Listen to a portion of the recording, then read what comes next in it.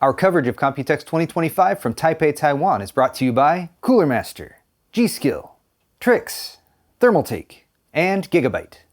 Hey guys, I'm at ASUS now, and I'm going to ask you guys to do me a favor. I'm going to ask you to suspend your bitterness and any negative feelings that you have about the PC hardware industry right now. Those are valid. Those completely make sense. But I'd just like to take a moment to glory in some really cool PC hardware. So here are the 3 coolest things at the ASUS booth, starting with this. This is the ASUS ROG Astral Doom Edition. Oh my gosh. Believe it or not, this is an RTX 5080, not a 5090, but it still uses the same ROG Astral housing that you've seen in the original ROG Astral. Also the super blingy gold Middle East edition that has popped up recently. So in terms of a custom GPU, I just found this one to be so very cool. I like the color scheme that they've chosen. I like the gold accents they have here around the edge. Of course, you have tons of references to Doom, various Doom games, and Doom the Dark Ages.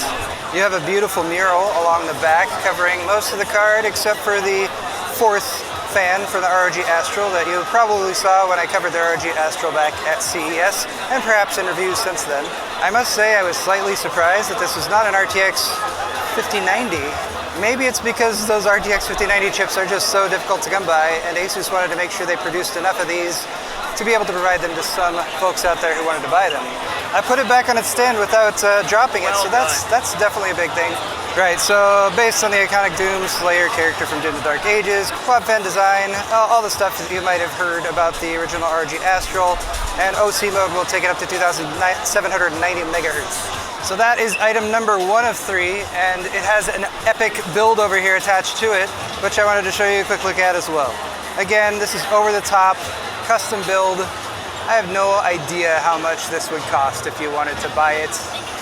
For some people though, price is no object, and in some cases when you're just trying to say hey, what's the best and coolest thing that you can put together, I really like these custom jobs. And I don't know, there's something about the color scheme and the way you have just some accents with the red lighting that really speaks to the Doom aesthetic. So there it is, the ROG Astral Doom Edition RTX 5080. And next we have, surprisingly enough, a pre-built PC. Let's take a look at that.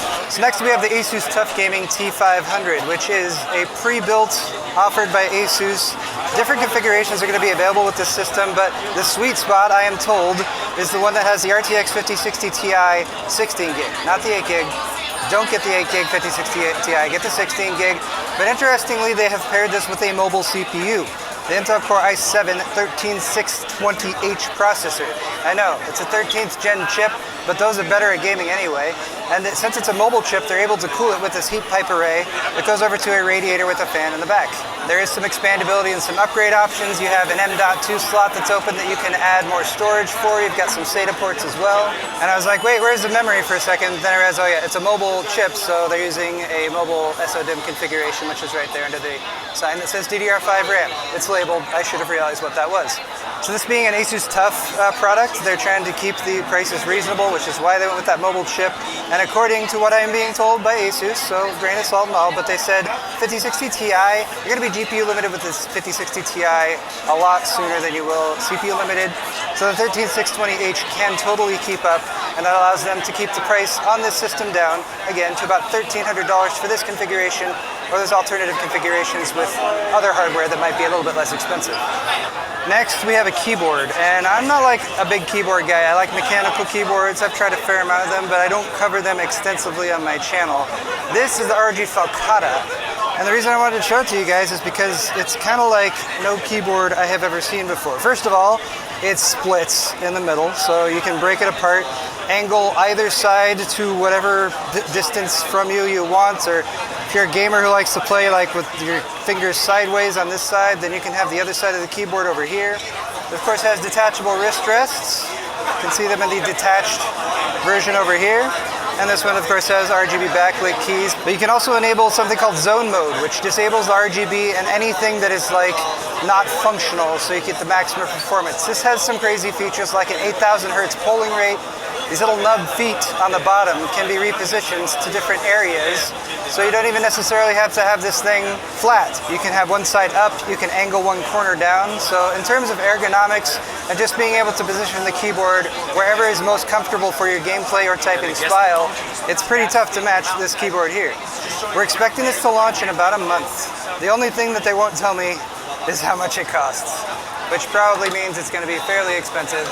I was noticing that the wrist rest had a very sturdy attachment. That's because it's actually fixed on with that piece, again, to provide like a super stable surface for your typing or play. Nice squishy cushions for the wrist rest, and both sides of this keyboard are connected with a USB Type-C cable. Lastly, if you weren't aware how Hall effect switches work, I'm not going to explain it to you right now because I don't have the best grasp of it myself, to be perfectly honest. But it's nice that they have a massive one of them here so we can show you. Look, it tracks how far down the switch is being pushed, and you can actually program it on the fly where you want that actuation point to be. You want it to be super high so you barely touch. If you're playing like a Twitch game or something, you want it to register very fast. Or if you're typing and you don't want to fat finger stuff, you can make that further down. However you want your Hall effect switches to be... Wait, I feel like I'm doing this. Wait, why is it... Now it's like tracking my audio. What's going on here? I'm just kidding. That's silly. What am I doing?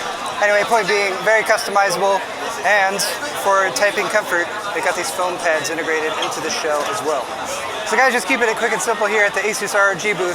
They have lots of other stuff, motherboards and graphics cards, but oh my gosh, has it been a crazy day. So I want to say thank you to ASUS for inviting me over, and I want to say a huge thank you to my sponsors for Computex 2025, G-Skill, Cooler Master, Thermaltake, Trix, and Gigabyte. Thank you guys so much for watching. We'll see you in the next video.